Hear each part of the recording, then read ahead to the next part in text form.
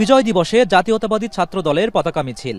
কপালে লাল সবুজের পতাকা বেঁধে মিছিলে শামিল হন অন্তত ৩,০০০-এর বেশি নেতাকর্মী।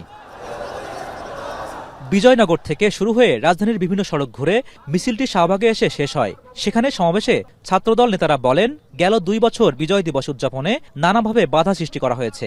ঢাকা বিশ্ববিদ্যালয় সহ সকল শিক্ষা প্রতিষ্ঠানকে বন্ধ করে এই বিজয় দিবস উদযাপনে বাধাগ্রস্ত করা হয়েছে।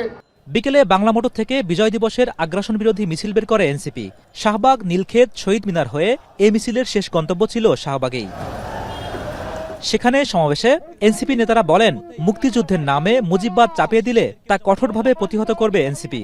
মুক্তিযুদ্ধের নামে যদি মুজিববাদের আকাঙ্ক্ষা, মুজিববাদের চালনীতির আকাঙ্ক্ষা বাংলাদেশের উপর চাপিয়ে দেওয়া হয়, তা আমরা কঠোরভাবে প্রত্যাঘাত করব। বিজয় দিবসে দেশের সার্বভৌমত্ব রক্ষায় ভারতীয় আধিপত্যবাদের বিপক্ষে প্রতীকী লড়াই হিসেবে সাইকেল র্যালি বের করে ডাকসু নেতারা। স্বপ্নের বাংলাদেশ বিনির্মাণ করার জন্যই আমাদের শহীদরা জীবন দিয়েছে। তো আমাদের যদি আমরা সুখী সমৃদ্ধ একটি বাংলাদেশ নির্মাণ করতে চাই, তাহলে আমাদেরকে ঐক্যবদ্ধ হতে হবে। একই সাথে আমাদের যে লড়াই, সেটা চালিয়ে যেতে হবে। সেই লড়াইয়ের বার্তা দেওয়ার জন্য আমাদের আজকে সাইকেল র্যালি। দেশের বিপক্ষে ষড়যন্ত্র রুখে দিতে ছাত্র সমাজকে ঐক্যবদ্ধ থাকার আহ্বান জানান ডাকসু ভিপি। হোসেন জাহিদ, এখন, ঢাকা।